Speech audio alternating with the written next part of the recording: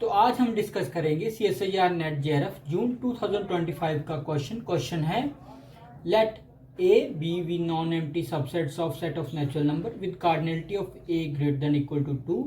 Let S1 be a collection of 1 function from A to B and S2 be a collection of onto functions from B to A.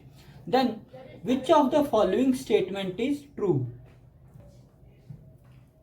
First option है if A is a proper subset of B and B is finite, then there is one-to-one map from S2 to S1. S2 से S1 हमें देखना है कोई one map exist करेगा या नहीं करेगा, ठीक है, इन कंडीशंस को लेके। अब उससे पहले सबसे पहले हमें क्या पता होना चाहिए, अगर A और B दोनों फाइनाइट सब सेट हैं तो number of one function from A to B कितने होते हैं, इतने होते हैं, ठीक है, according to value of n। Number of onto function from B to A कितने होते हैं, इतने, according to value of n and m। Now क्योंकि B फाइनाइट है और A उसका प्रॉपर सबसेट है तो A भी क्या होएगा, फाइनाइट होएगा। लेट कार्डिनलिटी ऑफ A क्या है, 2, कार्डिनलिटी ऑफ B क्या है, 4। ओके, नाउ हमें क्या देखना है, सबसे पहले इनकी कार्डिनलिटी क्या होगी, S1 की और S2 की। S1 की कार्डिनलिटी क्या होगी, वन फंक्शन, वो यहाँ से पता चल जाएगा वो कितने होंगे, क्योंकि n की वैल्यू 4 है और m की वैल्यू 2 है तो हमें हमारे पास क्या होगा, 4p2 होएगा। ये कितना होता है, 4 फैक्टोरियल बाई 2 फैक्टोरियल, ये कितना आएगा, 12। S2 क्या होएगा, S2 की कार्डिनलिटी क्या होएगी, वो होएगी यहाँ से 2⁴ minus summation r is equal to 1 to कहाँ तक, 2 तक, माइनस 1⁻r+1। m क्या है, 2c r, 2 माइनस r⁴। अब यहाँ से इसकी वैल्यू क्या आएगी, इसकी वैल्यू आएगी 16 माइनस इसकी वैल्यू क्या आएगी, इसकी वैल्यू नोट करना, इसकी वैल्यू आएगी 2 और ओवरऑल वैल्यू अपने पास क्या आएगी, 14। तो कार्डिनलिटी ऑफ S2 क्या आ गई, 14। कार्डिनलिटी ऑफ S1 12 थी, कार्डिनलिटी ऑफ S2 क्या है, 14 है। हमें वन फंक्शन कहाँ से कहाँ तक चाहिए था, S2 से S1, मतलब हमारी डोमेन की कार्डिनलिटी यहाँ पे क्या है, ज़्यादा है कोड डोमेन की कार्डिनलिटी से।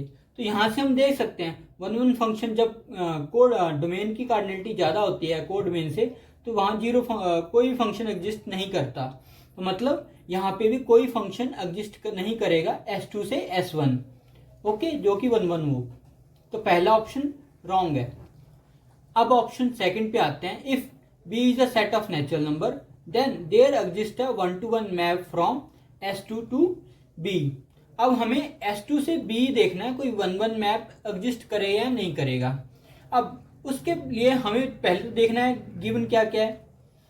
अगर B क्या है, सेट ऑफ नेचुरल नंबर है और A के लिए हमें कुछ बताया नहीं है तो A हम ले लेते हैं कोई set A0 A1।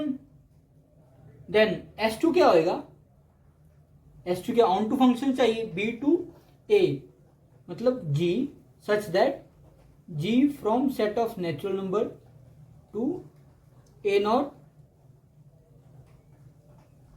A1, okay, और ये क्या क्या हो, ऑन टू हो, ठीक है।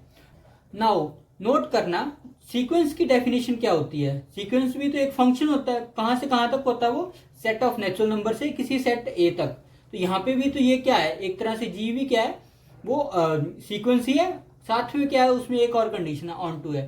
तो यहाँ से क्योंकि ये सीक्वेंस है तो ये एक तरह से क्या आएगी, सीक्वेंस की तरह आएगी, कोई A0 A1 A1 A0 A1 ऐसे करके कोई सीक्वेंस बनाएगी ये, ठीक है। क्योंकि ये ऑन टू है तो इस सीक्वेंस में दोनों एलिमेंट कंपलसरी है, A0 भी होना चाहिए A1 भी होना चाहिए, ठीक है। अब अगर A0 को हम 0 पे मैप कर दें और A1 को हम 1 पे मैप कर दें तो हमें क्या मिलेगा, 0 0 1 1 0 1, ठीक है, ऐसा कुछ मिलेगा। इसका मतलब क्या है, ये क्या है, एक 0 1 की सीक्वेंस है। नोट करना ये क्या है, बाइनरी रिप्रेजेंटेशन भी हो रही है, ठीक है। साथ में बाइनरी रिप्रेजेंटेशन में भी क्या होता है, 0 और 1 से ही लिखा जाता है बाइनरी एक्सपेंशन। तो हमें पता है each x belongs to r, उसकी हम क्या बाइनरी रिप्रेजेंटेशन कर सकते हैं।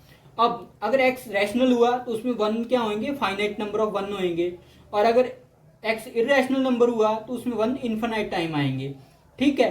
तो यहां से हमें क्या पता चलता है, हर एक x के लिए हमें बाइनरी रिप्रेजेंटेशन मिलेगी, और बाइनरी रिप्रेजेंटेशन के अकॉर्डिंग हमें इस मैप से एक सीक्वेंस मिल जाएगी जो कि S2 में होएगी। क्योंकि r क्या है, अनकाउंटेबल है, तो S2 भी क्या होएगा, अनकाउंटेबल होएगा। तो इसका मतलब S2 की कार्डिनलिटी क्या होएगी, C होएगी, कॉन्टिनम, ठीक है। ये अनकाउंटेबल हो गया। अब हमें एक बात और पता है, B की कार्डिनलिटी क्या है, अलिफ नॉट, ठीक है, अलिफ नॉट है। क्यों, क्योंकि ये काउंटेबली इनफाइनाइट सेट है, ठीक है। तो इसका मतलब क्या हुआ, हमें क्या चाहिए, यहाँ पे 1 1 मैप चाहिए था S2 से B तक, लेकिन क्योंकि जो डोमेन है वो क्या है, उसकी कार्डिनलिटी अनकाउंटेबल है, और बी की कार्डिनलिटी क्या है, कोडोमेन की कार्डिनलिटी क्या है, काउंटेबली इनफाइनाइट है। तो जैसे फाइनाइट के केस में होता है, इसमें भी कोई भी 1 1 फंक्शन एग्जिस्ट नहीं करेगा, क्योंकि डोमेन की कार्डिनलिटी ज्यादा है कोडोमेन से, ठीक है। तो ऑप्शन सेकंड भी डिस्कार्ड हो गया। अब ऑप्शन थर्ड डिस्कस करने से पहले मैं ऑप्शन फोर्थ को डिस्कस करना चाहूंगा। ऑप्शन फोर्थ क्या कहता है, if A is finite then S2 is finite for any B. देखो जैसे हमने अभी ये केस डिस्कस किया, b is equal to set of natural number, और a को हमने कोई फाइनाइट ले लिया, जैसे फाइनाइट a है, तो उसके लिए हमें क्या मिल जाता है, हमें S2 की कार्डिनलिटी अनकाउंटेबल मिल जाती है, ठीक है, S2 अनकाउंटेबल हो जाता है। तो ये ऑप्शन भी क्या होगा, रॉन्ग होगा, S2 फाइनाइट नहीं हो सकता फॉर एनी b, क्योंकि जब भी हम नेचुरल नंबर सेट ले लेंगे तो इसकी कार्डिनलिटी अनकाउंटेबल हो जाएगी, ठीक है। तो ऑप्शन फोर्थ भी रॉन्ग है। तो अगर क्वेश्चन सही है, तो क्योंकि 3 ऑप्शन डिस्कार्ड हो गए, तो हमारा थर्ड ऑप्शन सही है। लेकिन हम फिर भी थर्ड ऑप्शन को डिस्कस करेंगे, क्योंकि ये आपके आगे भी काम आ सकता है, इसमें कई कंसेप्ट लगेंगे, वो सारे आपके आगे अदर एग्जाम्स में काम आते रहेंगे, ठीक है, अदर क्वेश्चंस में भी काम आएंगे, ठीक है। तो थर्ड ऑप्शन डिस्कस करते हैं। ऑप्शन थर्ड है, if B is a set of natural number and A is any finite set, then there exist a 1 to 1 map from B to S1। सबसे पहले तो हमें पता होना चाहिए S1 क्या है।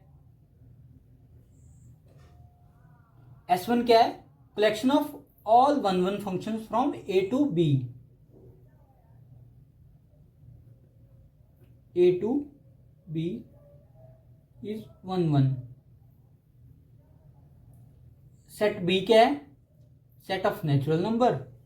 नाउ क्योंकि ए को यहाँ पे कोई फाइनाइट सेट बोला था, तो हम ए को क्या ले लेते हैं, कार्डिनलिटी 2 का A0 A1 ही ले लेते हैं यहाँ पे भी। नाउ S1 को डिस्कस करने से पहले हमें क्या है, पहले ये देख लेते हैं ए से बी टोटल नंबर ऑफ कितने फंक्शन एग्जिस्ट करते हैं, ठीक है।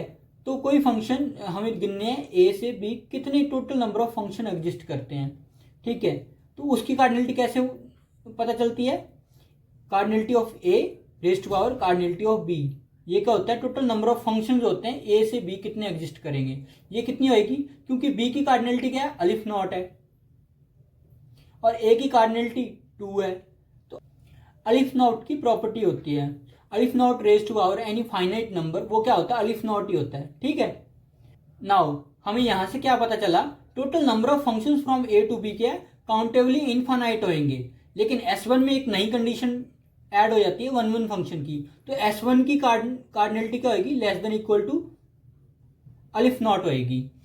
Now for any n belongs to natural number, हम लेट कर लेते हैं gn फ्रॉम A to B, ठीक है। कैसे, gn ऑफ A0 क्या होगा, n होएगा, और gn ऑफ A1 क्या होगा, n+1।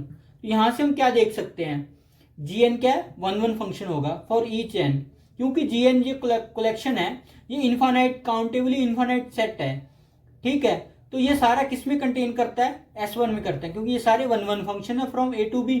तो इसकी S1 की कार्डिनलिटी एटलीस्ट काउंटेबली इन्फानाइट तो होगी, इसका मतलब इसकी cardinality greater than equal to aleph naught होएगी। From 1 and from 2 what we get, cardinality of S1 क्या है, अलिफ नॉट ही होएगी, ठीक है। नाउ कार्डिनलिटी ऑफ B क्या थी, वो थी अलिफ नॉट। सिंस दोनों की कार्डिनलिटी क्या सेम है, दोनों की कार्डिनलिटी सेम होती है, तो हमें पता है उनके बीच में 1 1 फंक्शन एग्जिस्ट करवाया जा सकता है।